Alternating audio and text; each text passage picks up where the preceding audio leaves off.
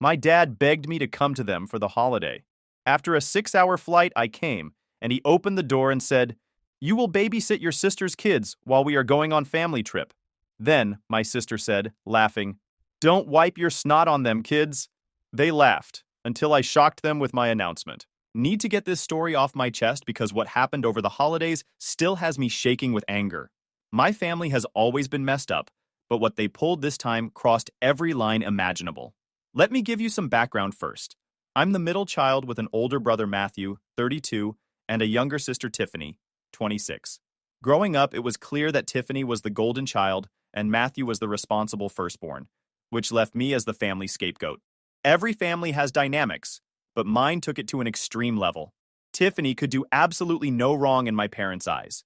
She was the baby, the princess, the one who got everything handed to her on a silver platter. When she wanted dance lessons, they paid for the most expensive studio in town. When she wanted a car at 16, they bought her a brand new Honda Civic. When she got mediocre grades, they celebrated like she'd won a Nobel Prize. Meanwhile, I worked my butt off in school, got a part-time job at 14, and saved every penny to buy my own used car. When I graduated as valedictorian, my parents couldn't even be bothered to take the day off work for the ceremony because Tiffany had a dance recital the same weekend. Guess which event they prioritized? The favoritism was so blatant that even extended family members would comment on it. My grandmother on my mother's side once told my parents directly that they were being unfair to me, and my mom's response was, "You don't understand. Tiffany needs more support because she's sensitive." Sensitive. That was always the excuse. Tiffany was too sensitive to be criticized, too sensitive to be held accountable, too sensitive to face any consequences for her actions. But I was apparently tough enough to handle being ignored, dismissed, and blamed for everything that went wrong in the house. When Tiffany failed her first year of college and dropped out, my parents immediately started paying for her to attend community college and live at home rent-free. When I graduated from university with honors and a degree in engineering, they told me it was time to start being independent and kicked me out within 2 weeks. I moved across the country for my first job in Seattle. It was scary being so far from everything I knew, but it was also liberating. For the first time in my life, I wasn't walking on eggshells, trying to avoid setting off another family drama explosion. Over the years, I built a successful career in renewable energy engineering. I worked for a startup that developed solar panel technology, and when the company got acquired by a major corporation 3 years ago, my stock options made me financially very comfortable. I bought a beautiful condo in downtown Seattle, traveled to places I dreamed of visiting, and finally felt like I was living my own life. Meanwhile, Tiffany continued living at home, bouncing between part-time jobs and half-hearted attempts at starting various businesses that my parents would fund. She'd gotten married to Kevin 2 years ago, a guy who seemed nice enough but had the backbone of a jellyfish. Within 6 months of the wedding, they'd moved in with my parents because they needed to save money for their future. The future apparently included 2 kids in rapid succession. First came little Emma, now 18 months old, followed by baby Jacob, who's only 6 months old. Tiffany had somehow convinced everyone that being a mom was the hardest job in the world, despite having my mother basically raise both kids while Tiffany spent her days shopping, getting her nails done, and posting Instagram photos about her blessed mom life. I learned most of this through Facebook and the occasional guilt trip phone call from my mother about how I never visited or called. Every conversation followed the same pattern. Mom would ask how I was doing. I'd share something about my work or life, and she'd respond with, "That's nice, dear. You know, your sister is having such a hard time with the babies. She could really use some help." The expectation was always clear. I was supposed to drop everything and come running to help Tiffany, just like I had our entire childhood. When she needed help with homework, I was expected to do it for her. When she broke something, I was expected to take the blame. When she wanted something, I was expected to give it to her or help her get it. But I'd learned to say no. Living across the country made it easier to maintain boundaries, and my therapist had helped me understand that I wasn't responsible for fixing my family's problems or managing their emotions. This brings me to what happened over Thanksgiving. 3 weeks before the holiday, my dad called me. This was unusual because my dad rarely initiated contact with me. Usually, all communication went through my mom, with Dad occasionally getting on the line to ask how work was going. "Hey, kiddo," he said, using the nickname he hadn't called me in years. "How's my successful daughter doing?" Red flag number 1. My parents never called me successful. They'd spent my entire adult life treating my achievements like they were somehow less impressive than Tiffany's basic life milestones. "I'm doing well, Dad. How are you?" "Good, good." Listen, your mom and I have been talking, and we really miss you. It's been almost 2 years since you've been home for the holidays. He wasn't wrong. I'd skipped the previous Thanksgiving and Christmas, choosing instead to volunteer at a local shelter and then take a vacation to Costa Rica. It had been the most peaceful holiday season of my adult life. The kids are getting so big, he continued. Emma's walking and talking, and Jacob is just the sweetest little guy. They ask about their Aunt Sarah all the time. This was definitely a lie. Emma barely knew I existed, and Jacob was 6 months old. But I let it slide.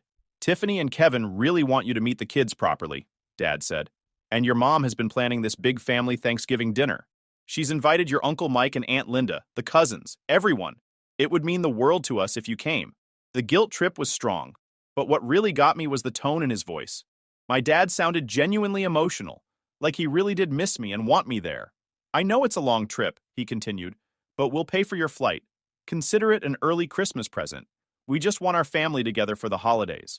I was surprised by the offer to pay for the flight. My parents had never offered to pay for anything related to my visits home. Usually, they'd complain about how expensive flights were, and how it was too bad I lived so far away, as if I'd moved across the country specifically to inconvenience them. Please, Sarah, Dad said. I know we haven't always been the best at staying in touch, but you're our daughter and we love you. Let us have this one Thanksgiving with all our kids and grandkids together. I felt myself wavering. Despite everything, I did miss having a family.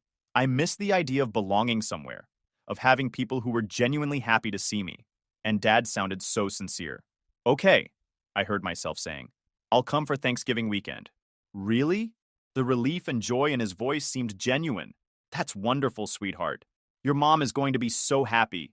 Tiffany will be thrilled. We worked out the details, and Dad sent me a first-class ticket for the Wednesday before Thanksgiving.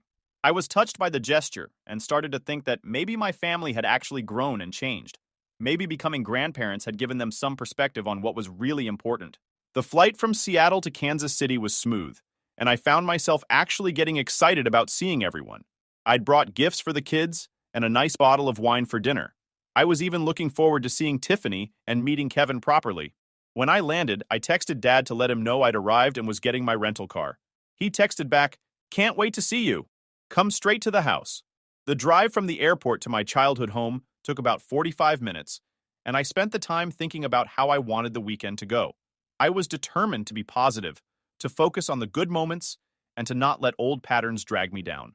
The house looked exactly the same as it had when I left for college 10 years earlier. Same beige siding, same red front door, same overgrown bushes that Dad was always planning to trim but never got around to. I grabbed my suitcase and the bag of gifts and walked up to the front door. Before I could even knock, the door swung open. Dad was standing there with a huge grin on his face, and for a moment, I felt that old childhood comfort of being welcomed home. "There's our world traveler," he said, pulling me into a hug. "How was the flight?" "It was great, Dad. Thanks again for the first-class ticket. You really didn't have to do that." "Of course we did. Your family." I followed him into the living room, where I could hear voices and the sound of children. Mom appeared from the kitchen, wiping her hands on a dish towel. "Sarah," she exclaimed, giving me a quick hug. "You look wonderful. How's Seattle treating you?" Before I could answer, Tiffany emerged from the back hallway, carrying baby Jacob. She looked exactly like she did in her Instagram photos. Perfectly styled hair, full makeup, and an outfit that probably cost more than my entire wardrobe. "Well, well, well," she said with a smirk. "Look who decided to grace us with her presence." "Hi, Tiffany," I said, choosing to ignore the dig. "And you must be Jacob. He's beautiful." I walked over to see the baby, who was indeed adorable with his chubby cheeks and dark hair. Tiffany shifted him away from me slightly. "Yeah, he's perfect. Not that you'd know, since you've never bothered to visit." "I'm here now," I said, maintaining my calm tone. "Where's Emma? I'd love to meet her too." "She's napping," Kevin said, appearing from the kitchen. He gave me a friendly smile and handshake. "She should be up soon. Thanks for coming all this way." Kevin seemed genuinely nice, which made me wonder how he'd ended up with my sister. But then again, she could be charming when she wanted to be. We all sat down in the living room, and I started to relax. The conversation was actually pleasant. Dad asked about my work, Mom wanted to hear about my condo, and even Tiffany seemed to be making an effort to be civil. Then Dad cleared his throat and got that expression on his face that I remembered from childhood, the one that meant he was about to ask for something. "So, Sarah," he began, We have a bit of a situation, and we're hoping you can help us out. Here it comes, I thought. The real reason they wanted me home. What kind of situation? I asked, though I was pretty sure I already knew. Well, you know how hard Tiffany and Kevin have been working, with the kids and everything. They really need a break. I looked over at Tiffany, who was scrolling through her phone while Kevin held the baby. She didn't look like someone who'd been working particularly hard. Your mom and I want to take them on a little family vacation, Dad continued, just for a few days. A chance for them to relax and reconnect as a couple. That sounds nice, I said carefully. Where are you thinking of going? We found this great resort in Colorado. It's perfect for the holidays. Skiing, spa treatments, the whole works. We've already booked everything. I was starting to see where this was heading. And the kids? Dad smiled like he was delivering good news. That's where you come in. We were hoping you could watch Emma and Jacob while we're gone. It would just be 4 days, and it would mean so much to all of us. I stared at him. You want me to babysit while you all go on vacation? It's not babysitting, Mom chimed in. You're their aunt. It's spending quality time with your niece and nephew. 4 days of quality time with an 18-month-old and a 6-month-old, I said. By myself. You'll be fine, Tiffany said, not looking up from her phone. Emma's pretty easy, and Jacob mostly just sleeps. Plus, Mom has everything organized. Feeding schedules, nap times, all that stuff. I couldn't believe what I was hearing. They'd flown me across the country under the pretense of a family Thanksgiving, and instead, they wanted to use me as free childcare while they went on a vacation that I wasn't even invited to. When exactly is this vacation supposed to happen? I asked. We leave Friday morning, Dad said. Perfect timing, really. You'll have Thanksgiving with us, and then you can have some bonding time with the kids. And you didn't think to mention this when you invited me? We wanted it to be a surprise, Mom said. We know how much you love children. This was news to me. I'd never expressed any particular love for children, and in fact, I'd been pretty clear over the years that I wasn't interested in having kids of my own. Look, Dad said, his voice taking on a more serious tone. We've spent a lot of money on this trip. The deposits are non-refundable, and Tiffany and Kevin really need this break. What about Matthew? I asked. Why can't he watch the kids? Matthew has his own family to worry about, Mom said, and his kids are older. He's not comfortable with babies. This was also news to me. Matthew had 3 kids and had certainly handled babies before. I looked around the room at my family. Dad was giving me his best reasonable father expression. Mom looked hopeful, but nervous. Kevin seemed uncomfortable with the whole conversation, and Tiffany was still on her phone, acting like the discussion didn't concern her. I need to think about this, I said. What's to think about?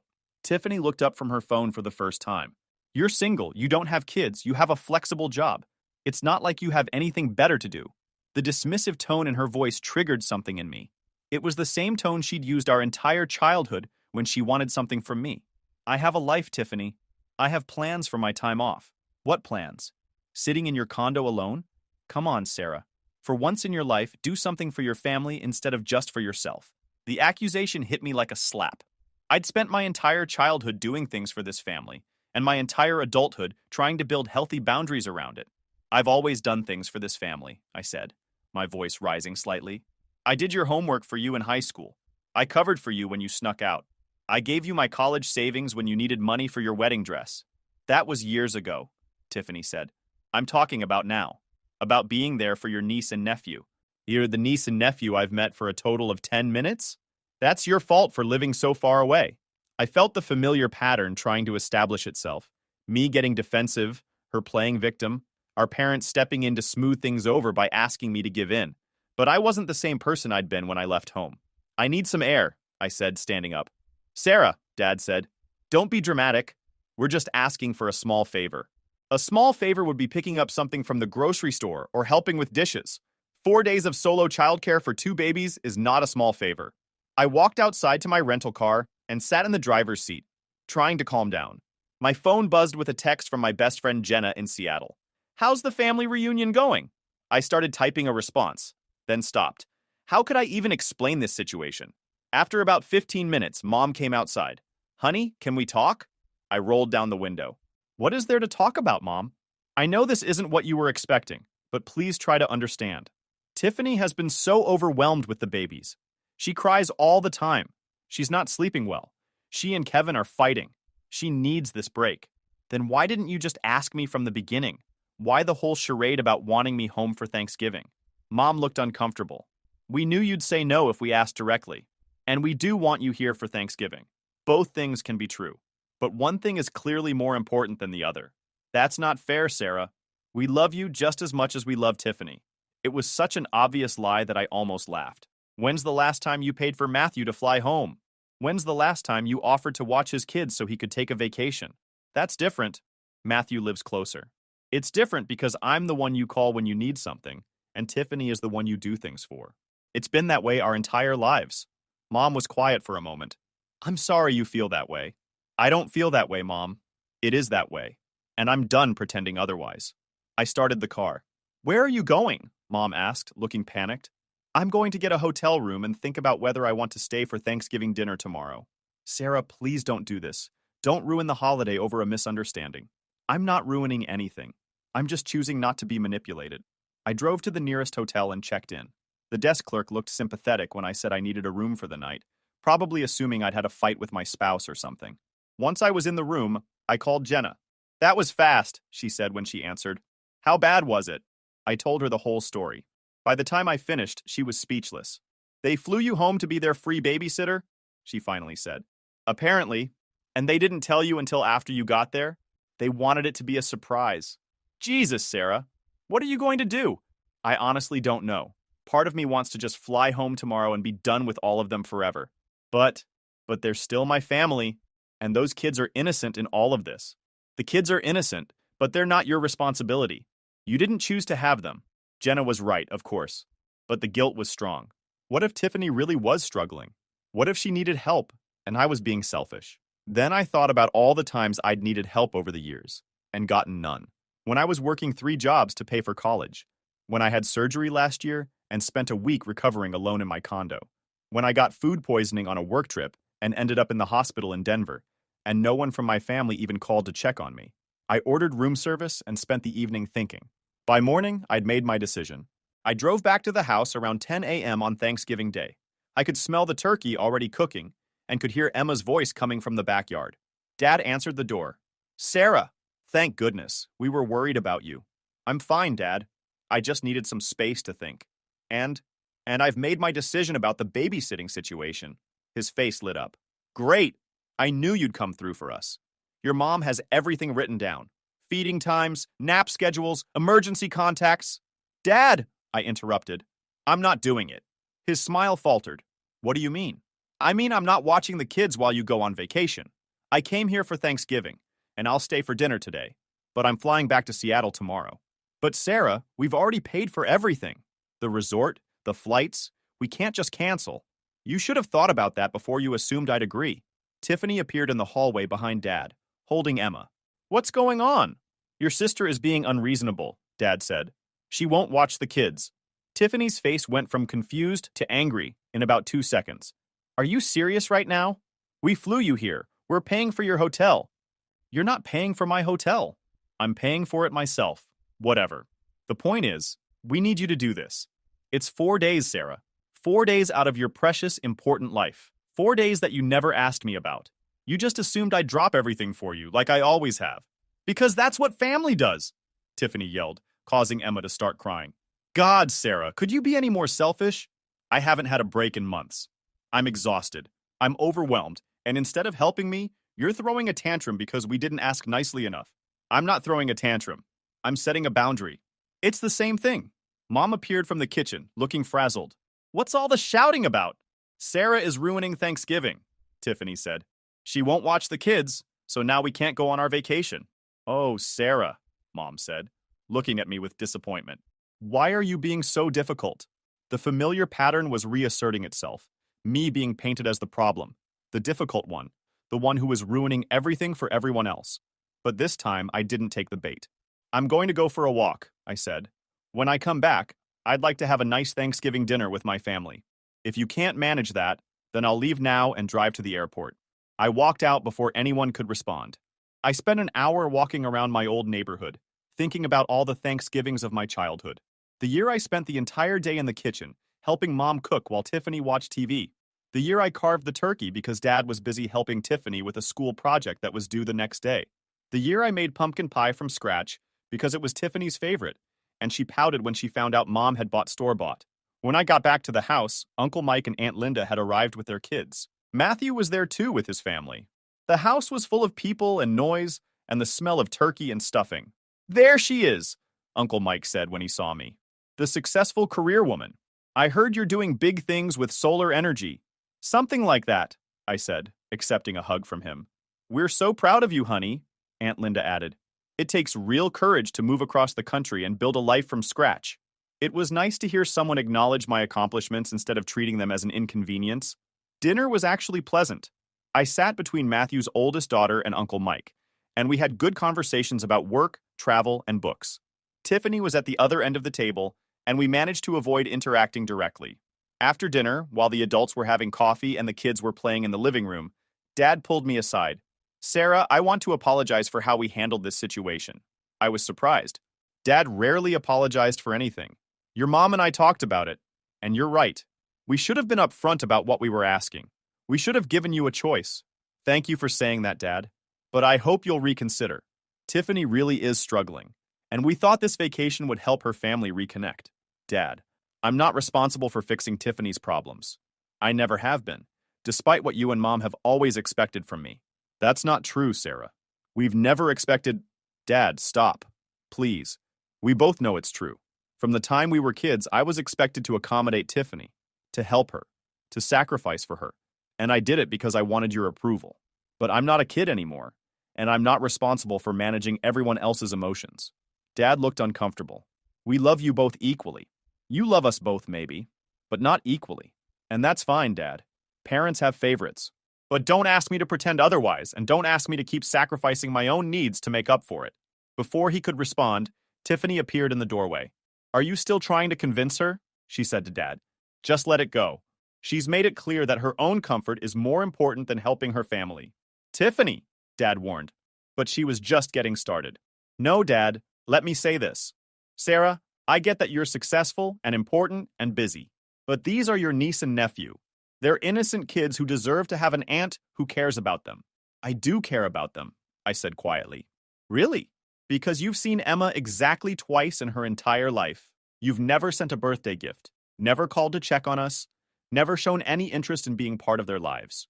I live 3,000 miles away, Tiffany, and every time I've tried to visit or call, there's been some drama or some crisis that I'm expected to drop everything and help with." "That's not true."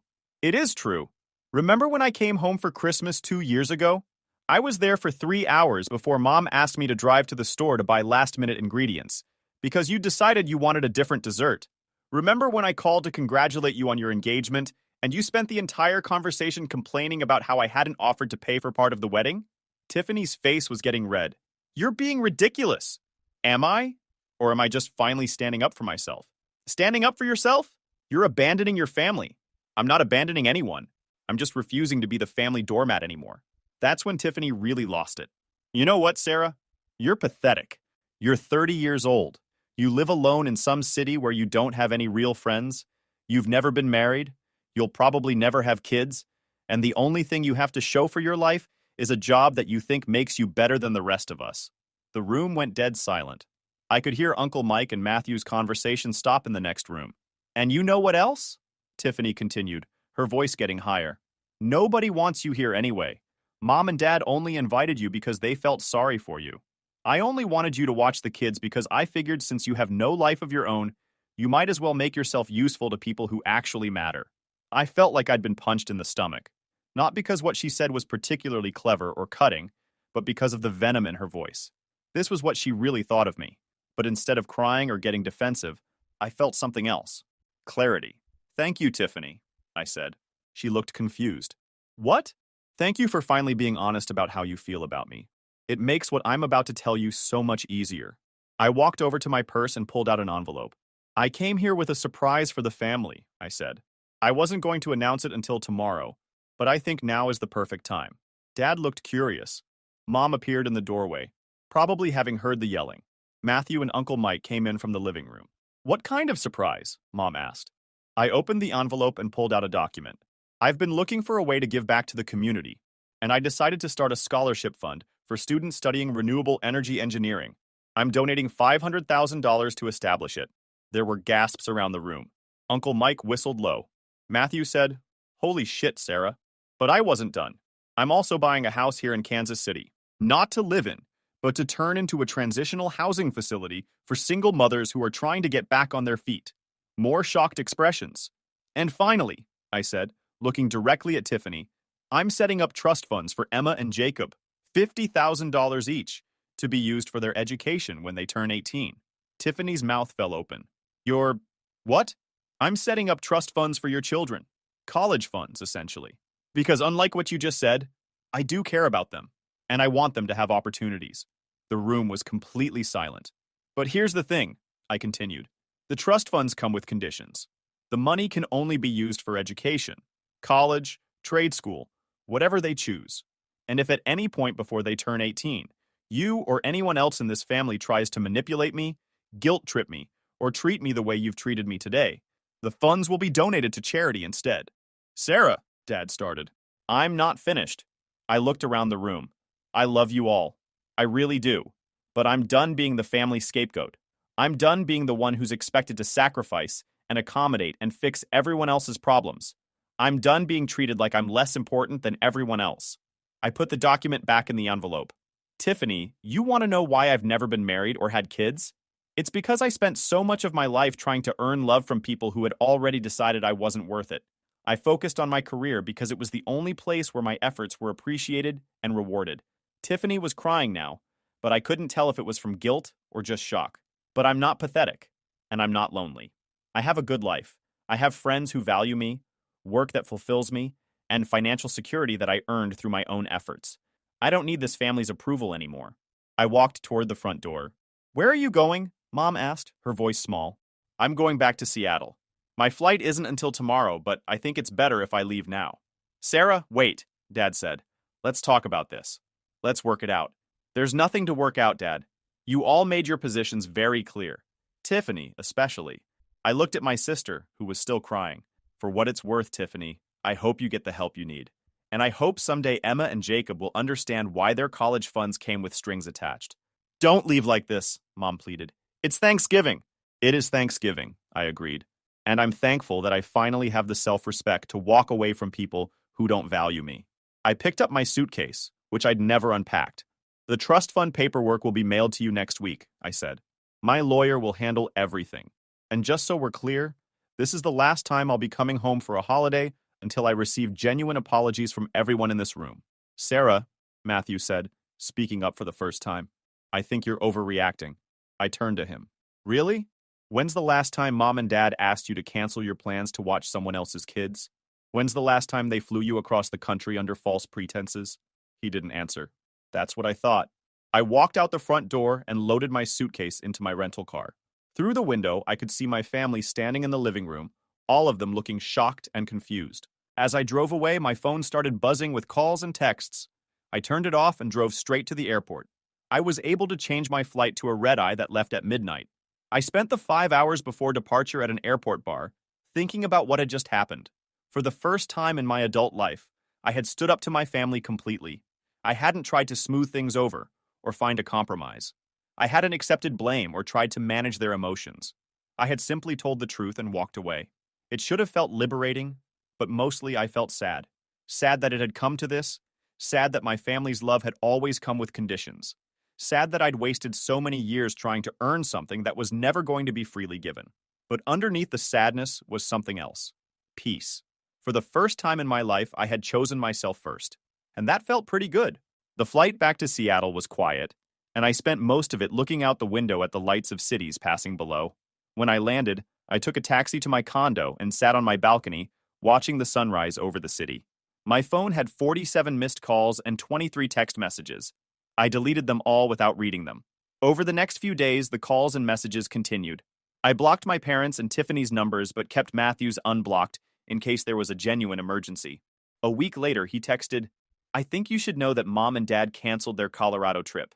Tiffany's been crying for days. Maybe you could call them? I responded, I told them what my conditions were for reestablishing contact. The ball is in their court. He didn't text back. 3 weeks later, I got a call from my lawyer. The trust fund paperwork had been signed and returned.